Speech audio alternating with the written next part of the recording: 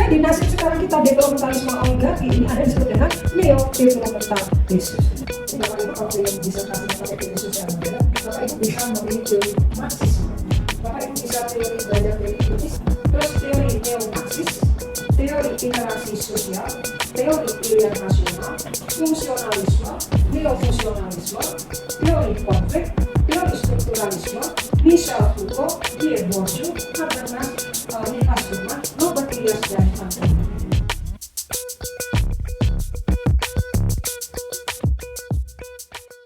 Developmentalis. Kalau ada banyak variasi ya Pak ya, developmentalis represif. Lalu, dalam pembangunan selalu ada unsur predator. Dalam pembangunan, sepasti negaranya punya autonomi, embedded autonomy, NIDA. Di sini ada development yang represif, dikemukakan oleh orang dari Korea, siapa? Lalu development di sini oleh ini oleh siapa? Wah, developmental represif, de predator, embedded autonomy. Terus di sini ada lagi yang namanya oligarki. Lalu ada yang bilang dalam pembangunan ada otonomi. Jadi karena demi pembangunan dibuat serepresif mungkin karena masyarakat itu mengganggu. Semua aktor di luar negara dilemahkan. Disebut dengan developmentalis yang represif. Mungkin kita bisa tahu siapa yang ngomong developmentalis yang represif. Terus kedua, ada predator. Ini dari ngomong predator. Jadi selain dia ngomong embedded autonomy, dia juga ngomong tentang predator. Dia bilang, negara itu melakukan pembangunan bukan untuk rakyat, tapi pembangunan itu diperuntukkan untuk para predator supaya tidak mengganggu jalannya pembangunan. Predator itu preman yang mengganggu kekuasaan elit formal. Lalu ternyata ini ada di mana? Ada di hampir semua Afrika Selatan. Indonesia masih belum saat ini. Kawasan-kawasan Asia Pasifik belum jadi kajian. Yang jadi kajian adalah negara-negara Afrika. Karena negara-negara Afrika itu dijajah oleh negara-negara imperium dan Eropa besar. Prancis, Inggris menancapkan hukumnya di Afrika. Diteliti dulu sama para ahli Afrika. Oleh ilmuwan sosial di Afrika. Jules Middag, Gunnar Myrdal orang ini. Ya. Lalu muncul si oligarki. Pembangunan bukan untuk rakyat. Pembangunan itu dibuat untuk melanggengkan kuasa para oligarki. Akademisi yang nyantol ke oligarki. Masuk. Iya enak, lu bisa jadi staff asli. Oligark, jadi konsultan. Yang paling aman posisinya oligark, yang bukan birokrasi. Jadi oligark ini adalah sumber kekuasaan. Yang dulu awalnya dia anak elit politik. Terus perkembangannya kemudian sampai hari ini, dia isinya ya semua. Ya ada preman, ya ada akademisi, ya ada NGO, semua di sini. Negara butuh supaya pembangunan tidak terganggu. Stabil. Siapa yang nyuruh? Takut. Adaptation, jangan lupa adaptation. Sistem hukum Anda diganggu, ayo kita rangkul supaya nggak mau jadi luar. Masuklah ke sistem kekuasaan, sistem politik. Kan sistem militer makin kan? Iya. Ayo adaptasi. Dirangkul ke apa? Akhirnya, development boleh kan sistem. State yang ngedrive pembangunan, ya. State driven development. Jadi negara yang menggerakkan pembangunan. State apa nih? State nggak bisa sendiri. Boleh dorong. Siapa? Predator. Preman lah. Predator kan istilah Indianya preman. Siapa yang jadi para preman? Siapa yang jadi para preman di dunia? Awalnya di sini. Myrdal, siapa yang ngajari? Predator oleh Siddel dan Myrdal. John Siddel dan Myrdal. Ini dia mengkaji tentang Afrika. Afrika itu kenapa sih kok iso habis gitu ya? Ada kemiskinan sampai ya ngeri Afrika, dijajah sampai ke akar-akar. Saat kebebasannya semua dirampas Afrika. Beda dengan penjajahan model Asia. Dia tuh Afrika dihabis. Sampai mereka terperosok dalam kondisi. Ini pembangunan. Lalu pembangunan menjadi apa? Modernisasi. Modern. Oh kamu nggak bisa bangun karena SDM rendah. Ayo kita sekolahkan. Ayo kita tata organisasimu yang tradisional, yang masih berbasis kata-kata dan nasihat, kita rasional. Muncullah, diperkenalkanlah organisasi yang namanya birokrasi. Di tengah jalan birokrasinya ya korup. Bingung itu kita. Ini fenomena yang muncul di awal abad 20. Semua birokrasi itu korup, sehingga muncul suatu resep yang namanya nanti menjadi good governance. Saya nggak bercerita yang ini, tapi saya cerita di sini. Modernisasi. harus ada teknologi, harus ada modal. Dan syarat yang utama adalah stabilitas. Yang menjadi titik sasar stabilitas adalah kaum proletar, buruh. Karena buruh itu menjadi musuh dari kapitalis. Kapitalis butuh buruh, tapi buruh tidak boleh menuntut upah yang baik. Jadi dia ngajak negara, awasi buruh, awasi tembak buruh, penjara buruh. Iya, masuklah. Negara itu sama ya militer. Dalam pembangunan yang represif itu modernisasi ditandai oleh satu cara-cara militeristik yang kemudian dikenal dengan konsep otoritarian. Artinya dia rezim yang menerapkan cara-cara kekerasan. Represif artinya kekerasan. Mahasiswa kritik, tangkap. Caranya dengan sistem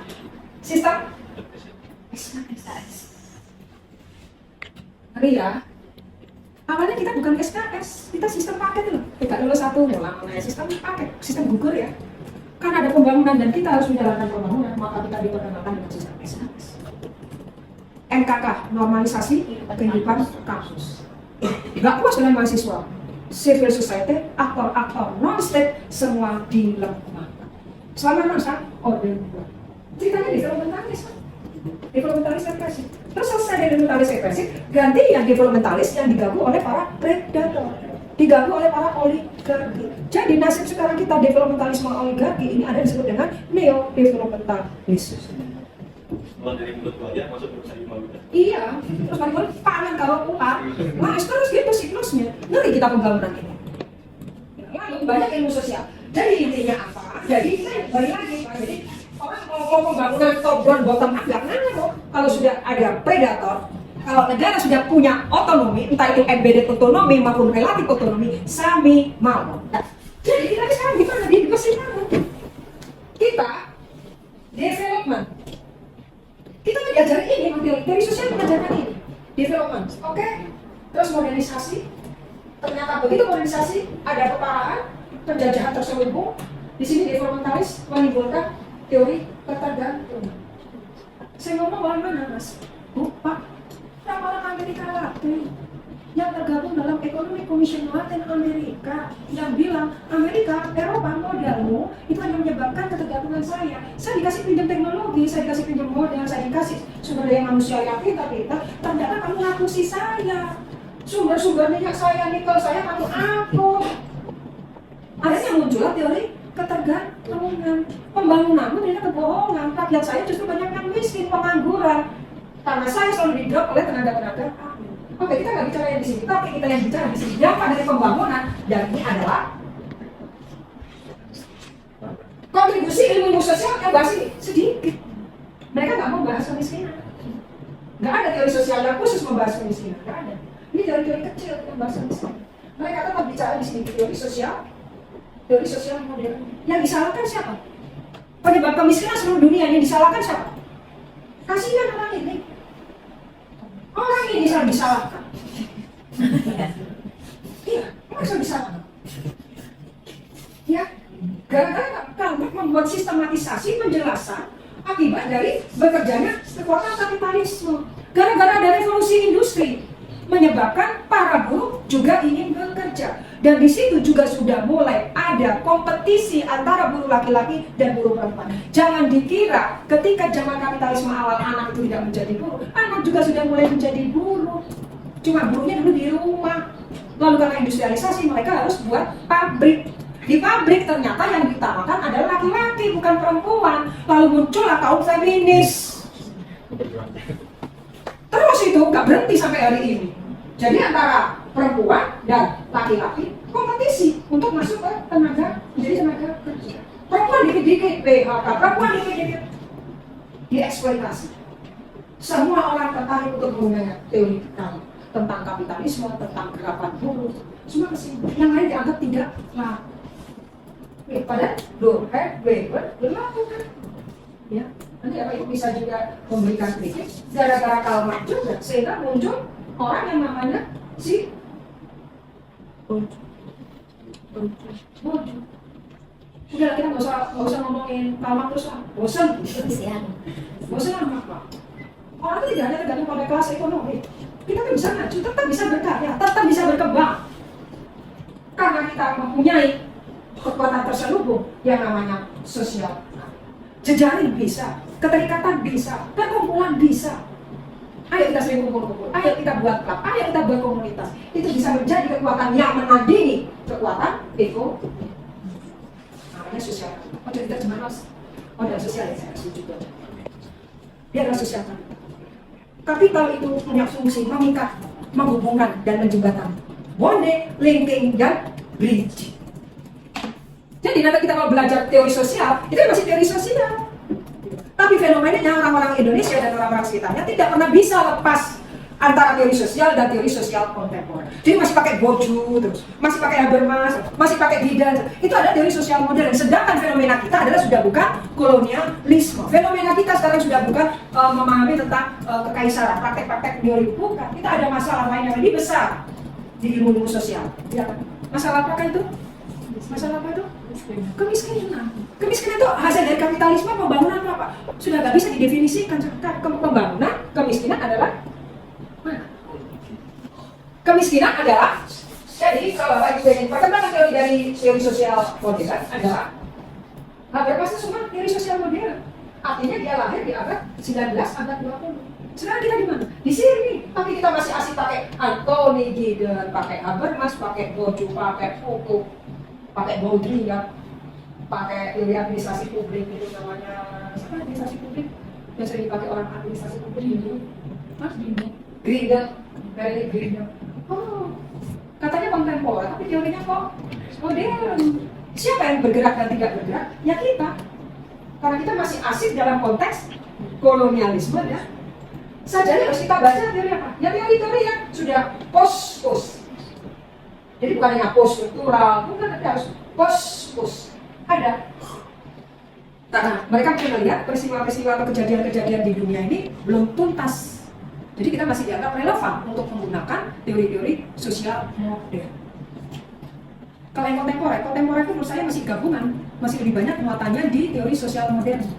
Karena kita masih belajar cultural studies, kita masih belajar post-kolonial, kita masih belajar teori power and knowledge, kita masih belajar tentang mazhabnya Scotland, yang Adam Smith, yang tadi kita masih belajar di multikulturalisme, kita masih belajar di kosmopolitan, kita masih belajar, itu kan isu-isu abad 20, bukan bahasa. Kita juga lagi bingung, teori sosial kontemporer itu mau diajari apa? Oh, kita masih mencari. Koko tadi ya itu kita anggap sama ya, dia sebagai tokoh sosiologi karena dia berkontribusi pada pengembangan sosiologi ya abad 19 dan awal abad 20 yang kemudian menjadi sosiologi yang berkembang pesat dan merekonstruksi teori sosial modern. Jadi teori-teori mereka itu tadi yang 5, Du Bois, Tocqueville dan lain-lain itu memberi kontribusi pada konstruksi teori sosial modern. Sampai di sini ada pertanyaan? Ya, kita lanjut ke ke belakang, jadi ada teori yang memang dibuat dikonstruksi di abad 17-19, jadi saya bilang ini teori yang dikonstruksi abad 15-16, lalu di sini ada teori dikonstruksi abad 17-19, di sini abad 20 dan abad 21. Di sini kita ada transisi teori. Teori apa? Teori sosial. Teori sosial ini bahasa yang lebih netral daripada kita ngomong teori politik, teori apa? Karena teori sosial itu tetap kita menunjuk pada kontribusi 3 ahli ilmu sosial. Sebenarnya mereka tidak bisa disebut ahli ilmu sosial ya. Mereka cuma mengeksplorasi dan mendeskripsikan, menarasikan peristiwa-peristiwa yang pernah terjadi di negara-negara maju, ternyata diulang di negara-negara yang belum maju.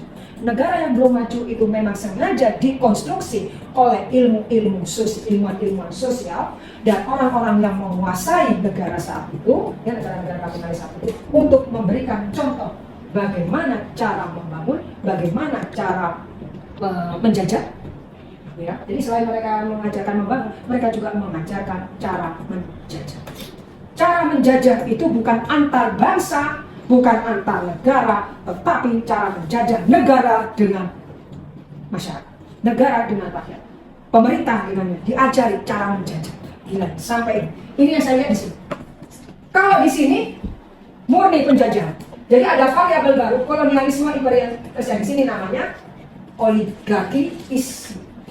Karena itu menjajah antara penguasa dan yang dikuasai, antara pemerintah dan yang diperintah. Mari Anda semua, kita sekarang harus melawan kekuatan-kekuatan oligarki. Karena apa? Dalam oligarki itu adalah pejabat-pejabat publik yang dipilih. Dipilihnya kita menerapkan sistem demokrasi elektoral loh, nggak main-main loh. Ada aturan mainnya loh. Bagaimana pencalonannya, gimana menghitung suaranya, gimana mengkonversi suara ke kursi, diatur semua oleh undang-undang. Tapi begitu mereka terpilih, mereka melupakan pemberi suara. Jadi nanti di sini yang harus diupdate adalah teori gerakan sosial. Kita jangan percaya lagi pada tombol-tombol. Kita jangan percaya lagi pada teori-teori deprivasi relatif. Karena deprivasi itu seharusnya tidak pernah relatif. Deprivasi relatif mengajarkan tentang perampokan hak-hak rakyat oleh elit. Hak-hak kita dirampas. Ya, misalnya bansos harusnya 700 potong jadi 100. Uang makan dosen harusnya 190 dibagikan 40. Masih dipotong pajak. Tuh, mantap uang makan dikenai PP kan? Ini perampokan. Berkonsepkan mak guru. Orang yang coba-coba gaya ngalang-ngalang aman, dia buat sertifikasi. Nah ini kan ya teori struktural fungsional. Kelas menengah atas, menengah bawah, oh nota. Kelas bawah sekali atas. Apa sih? Gak jelas. Malah gak jelas. Yang jelasnya kamu. Di luar orang yang tidak punya alat produksi itu guru. Lalu ini orang-orang ada bikin keresahan. Ketika punya alat produksi, apa alat produksimu? Ini otak saya pikiran. Nah, nek bisa betul, nek kalau nggak ada tempat kerjanya, nggak bisa. Sepintar apapun kalau dia nggak punya tempat untuk berpijak, berharga ke otak kita, nggak tetap buruk dong. Maka kamu punya kapital, kamu bangun pabrik. Iya. Kalau kita masih kuno, ya kerak biru sama kerak putih. Saya kerak coklat, ada kerak hitam. Artinya kita di sini. Artinya apa kita? Proletar. Proletar yang membedakan dengan kapitalis, kita tidak punya alat produksi. Kita tidak punya sarana produksi.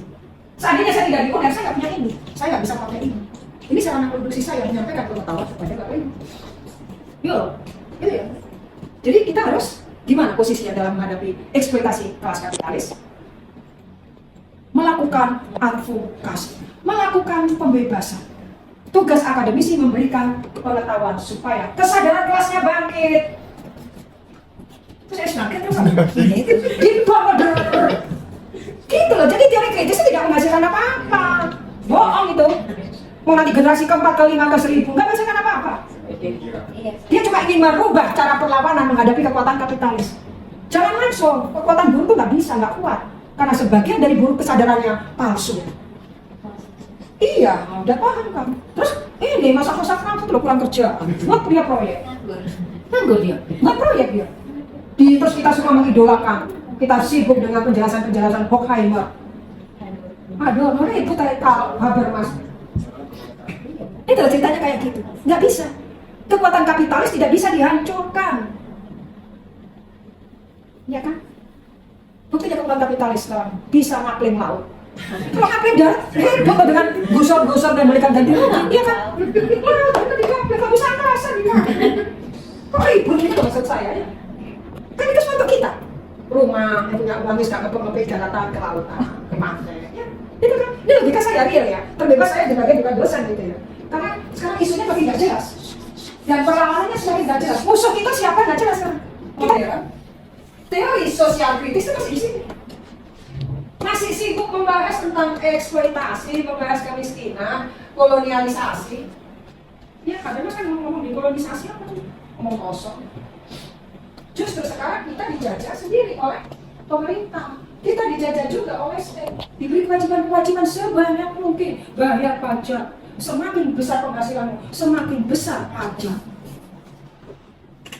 Ekspektasi kan? Kita sudah jadi buruh.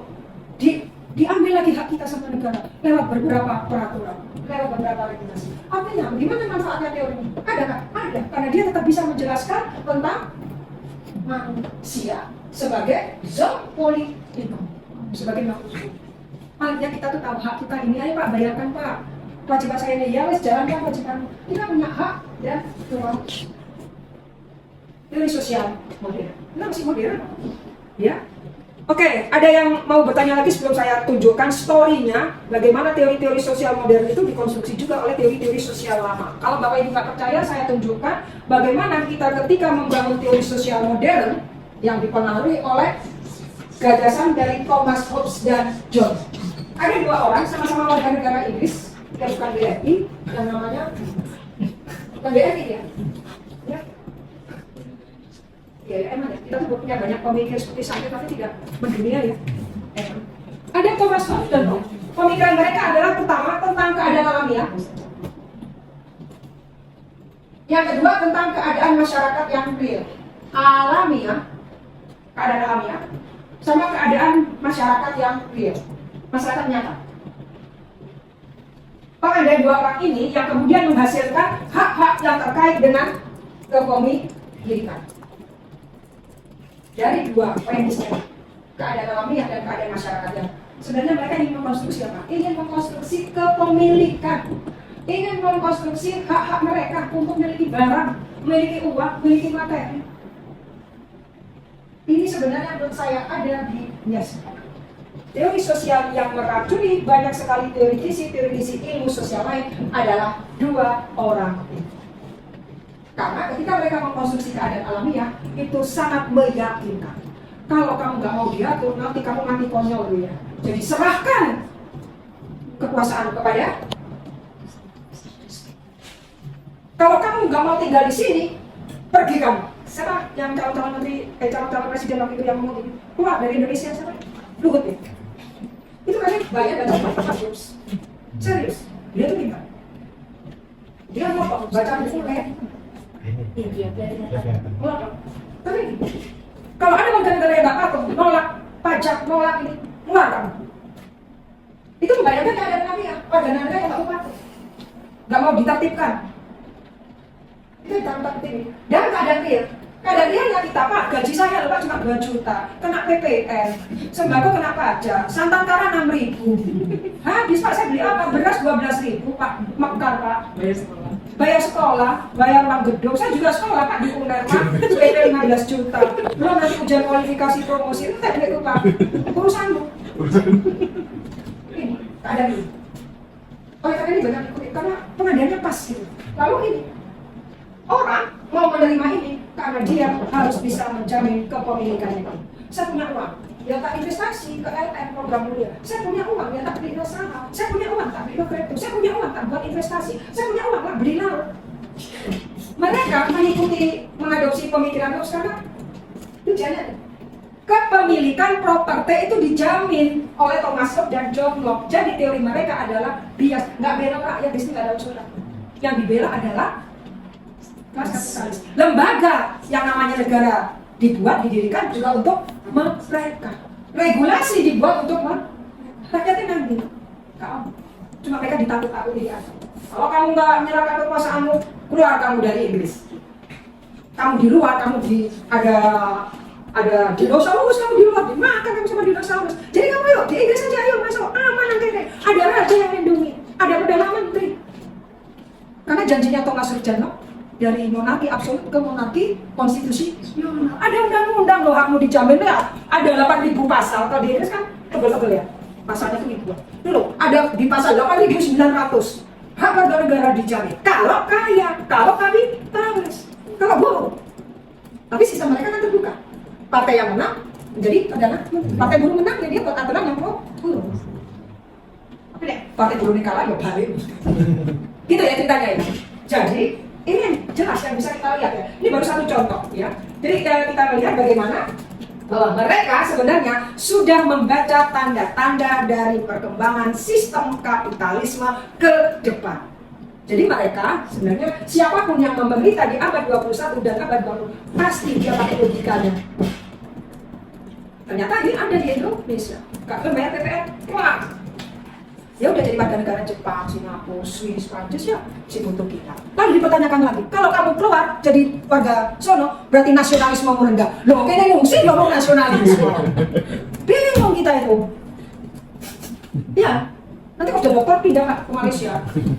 Gaji dosen di sana hampir 5 juta. Iya.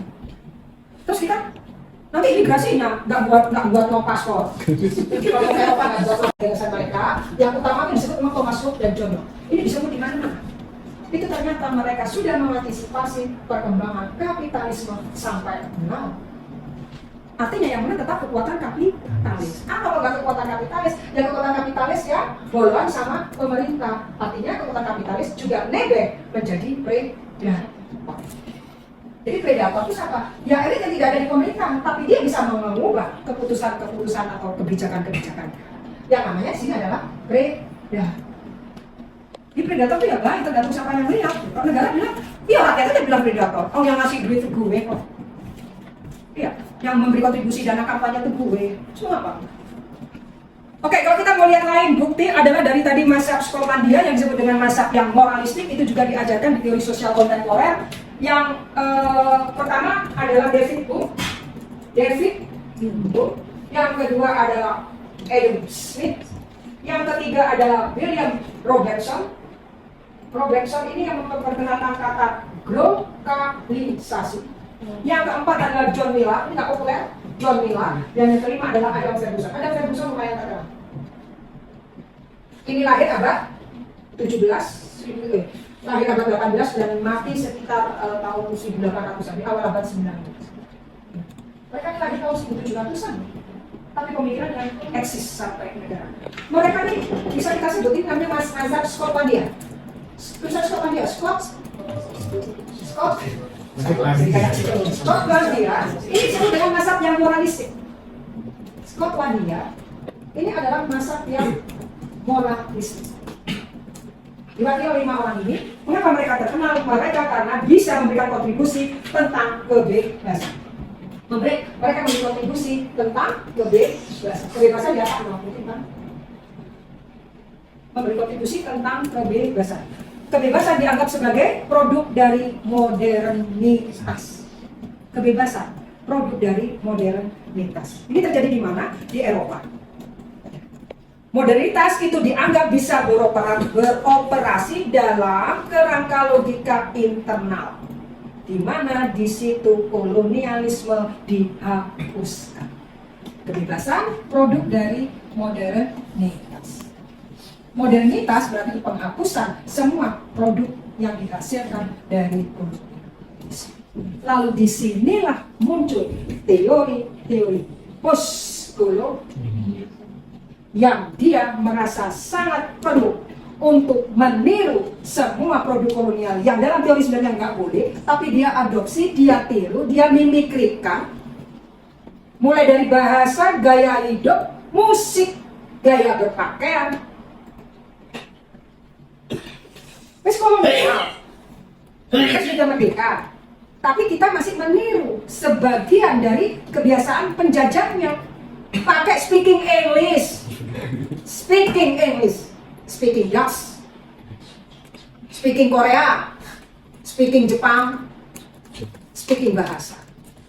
Jadi ketika kita tadi bicara tentang Adam Smith, David Hume, Adam Ferguson dan lain-lain, intinya mereka tuh bicara tentang kolonialisme plus dekolonialisme. Itu merupakan adalah konstruksi, cara mereka mengkonstruksi tentang modernitas. Ini masa-masa dari Skotland itu sebenarnya teorinya mereka memberi kontribusi pada cara untuk mengkonstruksi modernitas. Sekarang kita masuk ke orang yang lain yang namanya Tocqueville. Dia adalah bangsawan, katanya bangsawan Prancis, tapi saya nggak usah asal suka dulu. Tapi di sini dia menulis tentang demokrasi Amerika dalam 2 jilid, dan juga dia bercerita tentang bagaimana proses Prancis menjajah Aljazair itu dalam rangka dia memahami proses pemasyarakatan. Jadi dia menulis proses pemasyarakatan, jebule menghasilkan buku Demokrasi 2 jilid dan proses sejarah dari penjajahan Prancis ke Aljazair. Sederhana. Oleh karena kita bicara Tocqueville, kita bicara tentang penjajahan dan demokrasi. Selanjutnya, Karl Marx nomor 4. Ketika kita bicara Karl Marx, maka kita bicara tentang 1, 2, 3. bicara kolonialisme, kedua bicara tentang kelas, ketiga bicara tentang kapitalisme. Teori-teori Karl Marx semua bicara tentang tiga hal ini. Artinya, Marx ingin menjelaskan bahwa di negara manapun pasti ada seperti yang dia alami, yang dia sebut sebagai penganiayaan politik. Di negara manapun, penganiayaan politik. Nama lain dari penjajahan politik. Nama lainnya adalah perampasan kebebasan. Berlaku sampai ini? Berlaku. Contoh. Gila ya, kita di sini kan. Kita kalau nggak kolonialisme ya kita posisinya ribut dengan kelas. Kalau nggak dengan kelas kita ribut konflik dengan kekuatan kapitalisme. Ini semua bukti bahwa setiap manusia mengalami penganiayaan politik seperti yang pernah dia alami. Maka pindah-pindah dari mana-mana sampai dia mentok di Inggris saat ini, karena dia di mana-mana selalu diusir karena daya kritisnya. Lalu dia membuat ini. Sama ya, aku lebih aniaya di sana pun. Nama penganiayaan politik adalah penganiayaan politik, nama lainnya perampasan kebebasan, eksploitasi, dan sebagainya. Ini bahasa halusnya ya, penganiayaan bahasa ekstrimnya ya eksploitasi. Benar, ya. Jadi kenapa Karl itu atau gini? Apa kontribusi Karl dalam teori sosial modern ini? Menjelaskan kolonialisme, menjelaskan tentang relasi kelas, menjelaskan tentang dampak dari perkembangan kapitalisme. Sekarang kita bicara tentang Max Weber. Max Weber orang Jerman. Dia nulis tentang tiga hal: agama, kedua nulis tentang kekaisaran, dan yang ketiga nulis tentang bank. Weber dalam semua idenya dipengaruhi oleh prinsip-prinsip dari kekaisaran, dan ini menjadi ciri khas dari karya.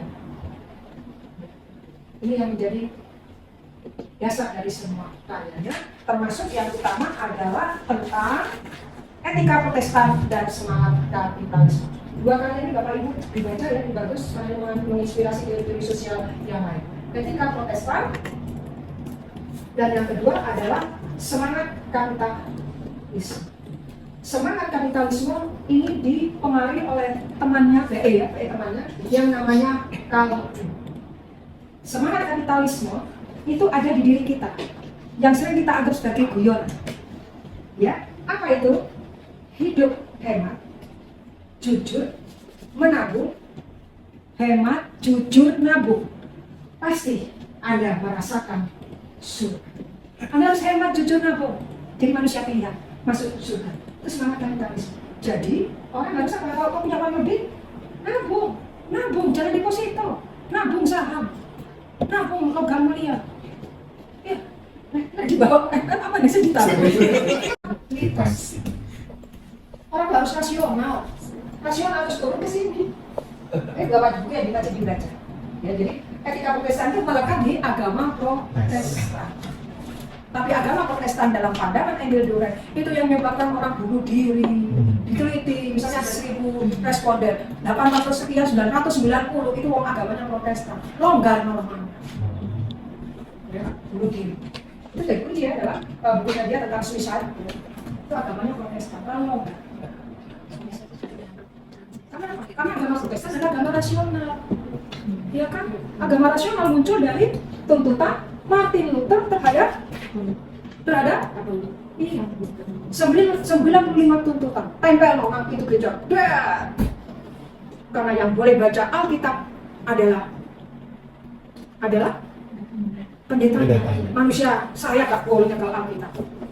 Tapi saya pegang Alkitab itu karena sekolah saya setengah manis. Lucu.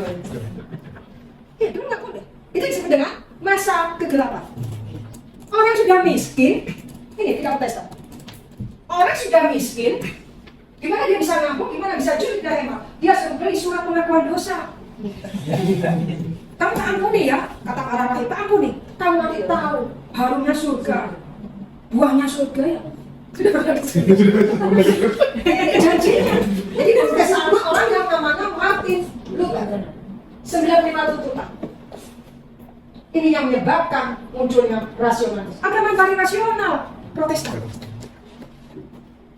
Karena diajarkan sama Martin Luther. Nah, kok gara-gara kita miskin, gak boleh baca Alkitab? terus nggak bisa masuk surga. Memang surga punya aku barang akhir, tidak tidak mati. Nih, tapi nanti ini dikritik juga sama gurunya. Ya, contohnya bunuh diri adalah karena rasional. Saya tinggal baca daripada hidup tentang bunuh diri aja rasional nggak cuma saya. Itu tafsiran saya, jangan nafsirkan seperti saya. Tapi kira-kira seperti itu ya Max Weber. Lalu berikutnya Durkheim. Oh ya tadi ada yang kelewat bahwa etika Protestan dan semangat kapitalisme ini merupakan karya dari Max Weber ya tentang sejarah organisasi ekonomi dan penanganan masalah pertanian dan industri yang ada di Jerman dan yang lihat Jerman. Tapi sekarang Jerman memang juga sosialis, punya markas, iya, memang Jerman. Jadi kalau ada negara Jerman, sebetulnya tenaga kerja banyak Jerman, sekian juta, iya. Tapi efisiensi juga kemarin. Iya, efisiensi juga. Kayak Mas. Indonesia bareng. Tak brodol kayak kita. Rasionalisasi itu untuk efisiensi. Kita kebalik efisiensi untuk rasionalisasi. Oh, jadi balik-balik teorinya berbom kayak gitu. Mereka ada diskusi di ruang. Karena ini kan harusnya ini rasionalisasi ya. Kalau pekerja bisa diselesaikan dengan 3 orang, ya jangan dengan 5 orang gitu. Nah ini untuk ini. Bukan ini langsung ke sini. Pokoknya saya punya uang 10 juta, ini gimana caranya gaji untuk 100 orang? Saya sudah dipecat ya kabeh. Nanti yang sudah gaji biar saya aja. Emil Durkheim, 2 konsep yang besarnya, satu tentang modernitas, yang tadi sudah saya sampaikan di depan. Yang kedua konsepnya tentang komunitas. Modernitas berawal dari karya dia ketika dia melihat pergeseran solidaritas mekanis ke organis dan munculnya fenomena diferensiasi dan spesialisasi di awal-awal modernisasi abad ke-19 di semua negara selain di Eropa. Nah ini ya guys, bla bla bla bla bla, ya. Terus dia jurnal dia Yahudi berat loh, Yahudi berat. Mungkin saya pengen ini, ya Yahudi berat. Paling merasa Yahudi Durkheim. Yang sama dengan MC Porter, Einstein juga melakukan Yahudi. Iya, Einstein itu sederhana, sakal gede. Tapi kalau ini benar-benar pede banget dengan keyahudian. Iya, Yahudi sekali.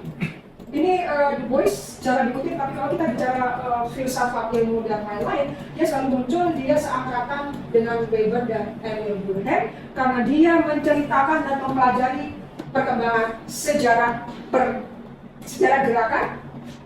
gerakan yang dianggap berlawanan dengan kehidupan masyarakat.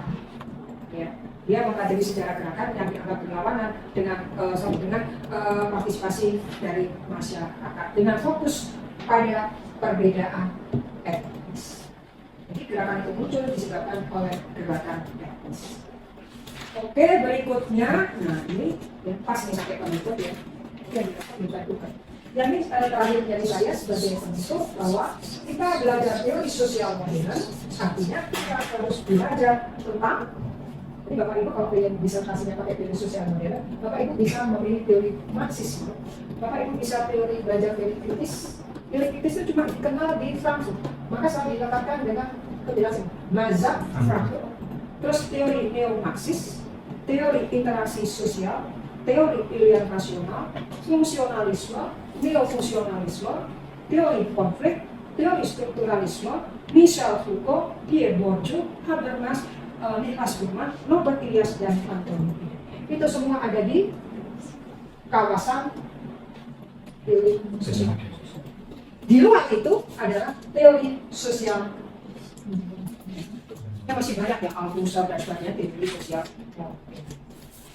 Problemnya ada fenomena masalah yang tidak bisa dijelaskan dengan teori sosial modern karena fenomenanya sudah berkaitan dengan satu, post-industrialisasi dan post-modernisasi.